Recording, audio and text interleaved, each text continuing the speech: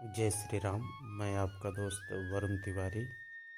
आज हम अपनी कहानी के आगे भाग को जानेंगे।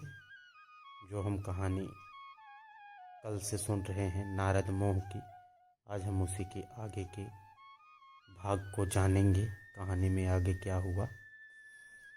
जैसे कि कल मैंने आपको कहानी सुनाया था कि नारद जी, बहुत सुंदर गुफा है, बहुत सुंदर नदियाँ बह रही हैं। वहीं पर नारद जी बैठकर भगवान का भजन करते हैं, फिर ध्यान लगाते हैं। फिर इंद्र के कहने पर वरुण, अग्नि, पवन, अप्सराएं और लास्ट में कामदेव भी आते हैं, जो नारद का ध्यान नहीं भंग कर पाते हैं। फिर कामदेव नारद से क्षमा मांगकर स्वर्ग की तरफ जाते हैं। अब इसी की आगे की कहानी हम जानेंगे। कामदेव स्वर्ग जाते हैं, इंद्र को बताते हैं कि नारद तपस्या और अथवा ध्यान कर रहे थे, तो अपने खुशी के लिए कर रहे थे, उनको प्रभु की भक्ति कर रहे थे, ना कि उनको स्वर्ग का कोई मोह है या स्वर्ग वो लेना चाहते हैं। ऐसा उनके मन में कुछ नहीं है। नारद बहुत महान है। नारद की बहुत प्रकार से कामदेव प्रशंसा करते हैं, उनकी बहुत महानता बतलाते हैं कि नारद जैसा ऋषि अब इस संसार में कोई दूसरा नहीं है।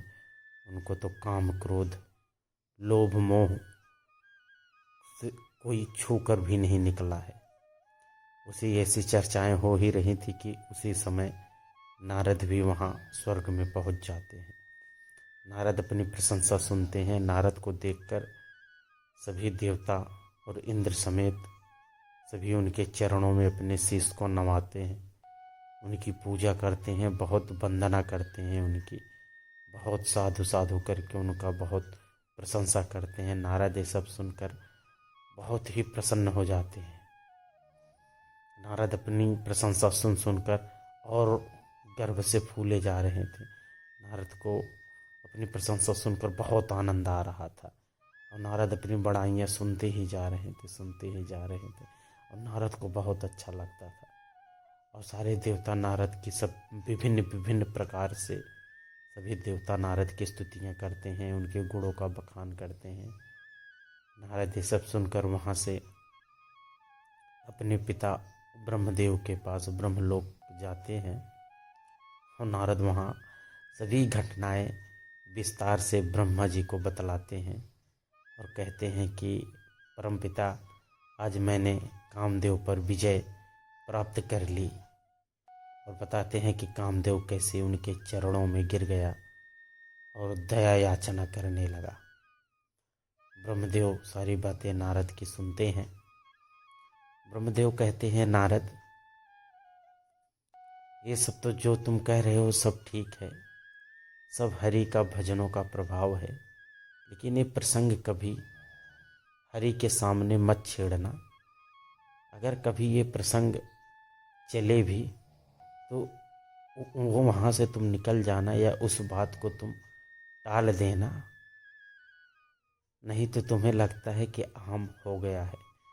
तो ब्रह्मा जी की ऐसी बातें सुनकर नारद को मन ही मन बड़ा वो हुआ, और नारद सोचने लगे कि ये कभी कामदेव से तो नहीं बच पाए, आज मैं बच गया इसीलिए ऐसा कह रहे हैं। तो ब्रह्मा जी से कहते हैं नारद, फिर पिताजी आप जैसे कह रहे हो मैं वैसे ही करूँगा, मैं इस प्रसंग को और किसी के सामने नहीं सुनाऊंगा।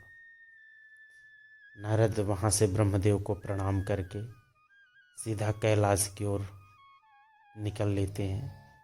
कैलाश जब पहुँचते हैं तो भगवान शिव शंभु को प्रणाम करते हैं, और शिव शंभु से विभिन्न प्रकार की चर्चाएं करते हैं, और फिर इसी प्रसंग पर आ जाते हैं कि पिछले कुछ ही समय पहले यद्यपि उन्हें ब्रह्मा जी ने मना किया था कि इस प्रसंग को कहीं तुम और मत छेड़ना, किसी से मत कहना, लेकिन नारद जी जैसे कैलाश पे आते हैं, भगवान शिव शंभु से चर्चा करने लगते हैं, फिर अपनी बड़ाई बतलाना शुरू करते हैं। फिर नारद उनको भी यही कहानी पूरी विस्तार से बताते हैं कि कैसे उन्होंने आज कामदेव को परास्त कर दिया, काम पर विजय हासिल कर ली। सारी घटनाओं को विस्तार से बताते हैं।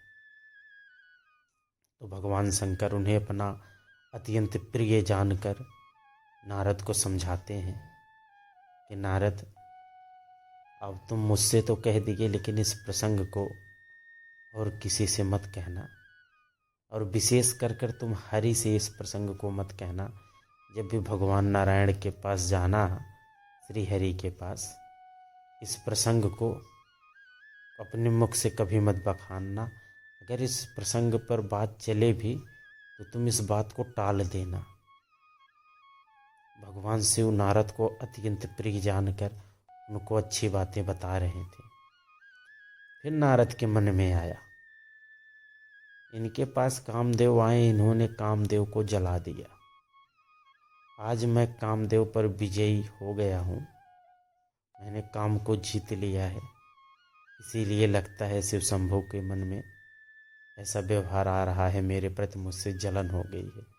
अब नारद को अहम ने पकड़ लिया कि मैं बड़ा, मुझसे बड़ा कोई नहीं।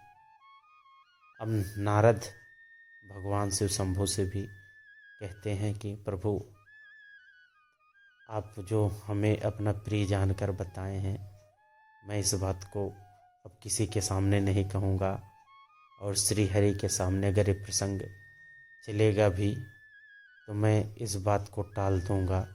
ऐसा कहकर भगवान शिव शंभू के चरणों में नारद शीश नवाते हैं और गुण गाने लगते हैं।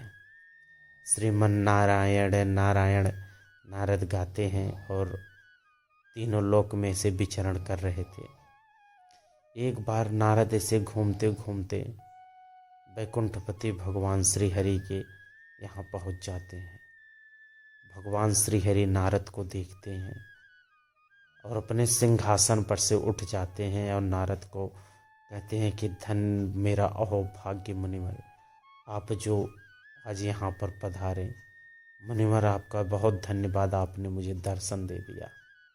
मुनिवर, आप इतना दिन थे कहाँ?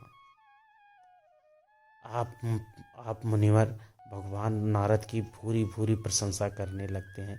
अनेकों प्रकार की प्रशंसा भगवान के मुख से नारद सुनकर तब भी नहीं समझ पा रहे हैं कि नारद का अहम और बढ़ता जा रहा है। अब नारद का अहम इतना बढ़ गया है कि नारद को लगता है कि उनके जैसा कोई नहीं है। वो ना भगवान के चरणों में बैठना चाहते हैं, लेकिन भगवान कहते हैं, नहीं मुनिवर, अब आपका स्थान कहाँ मेरे चरणों में है, अब तो आप हमारे बराबर सिंहासन पर बैठिए। नारद बार बार चरणों में बैठना चाहते हैं, लेकिन भगवान श्री हरि नारद को उठाकर अपने बराबर सिंहासन पर बैठाते हैं और कहते हैं, मुनिवर, आज आपने दया की। आप इतना दिन थे कहाँ? आप इतना दिन थे कहाँ जो आपका दर्शन मैं नहीं पा सका? मैं तो आपके दर्शनों के लिए व्याकुल था। आप भगवान थे कहाँ? नारद अपनी प्रशंसा सुनते हैं और कहते हैं, नहीं भगवान, ऐसी कोई बात नहीं।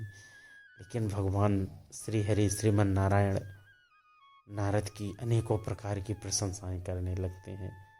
जब श्री हरि उनसे पूछते हैं कि आप मुनिवर इतना दिन थे कहाँ, तब नारद, यद्यपि जिस प्रसंग को ब्रह्मा जी और भगवान शिव ने नारद को मना कर रखा था कि आप कभी श्री हरि के सामने इस प्रसंग को मत कहना, उसी प्रसंग को नारद वहाँ पर शुरू कर देते हैं और अपनी महानता का गुण गाने लगते हैं। बताते हैं कि कैसे कामदेव उनके चरणों में गिर गए, इंद्र आदि देवता कैसे उनसे भयभीत हो गए थे, और स्वर्ग पे कैसे उनकी सबने प्रशंसा की।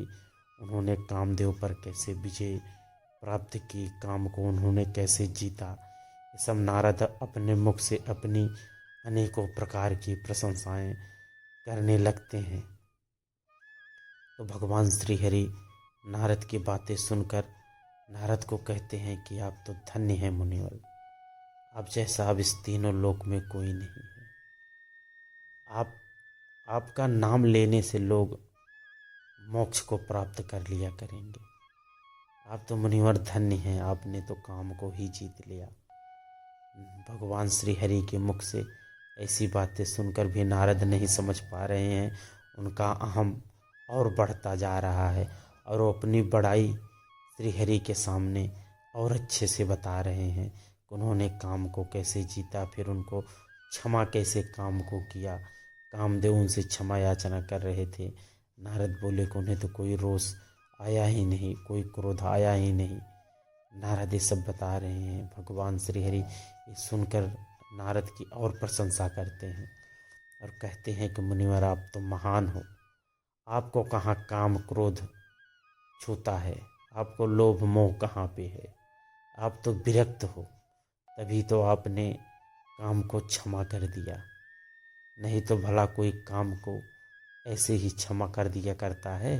नारद ये सब बातें सुनकर और गर्व से फूले न समा रहे थे। उनका अहंकार और बढ़ता जा रहा था कि नारद को लगता था कि मैं अब कितना महान हो गया हूँ।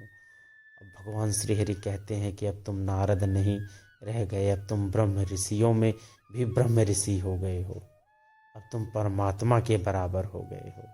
नारद ये सब बातें सुनते हैं। अब इसकी आगे की कहानी हम कल जानेंगे। आपको कहानी कैसी लगी आप ज़रूर बताना और हमारे चैनल को लाइक करें, शेयर करें और सब्सक्राइब करें। जय श्री राम। श्रीमन नारायण नारायण।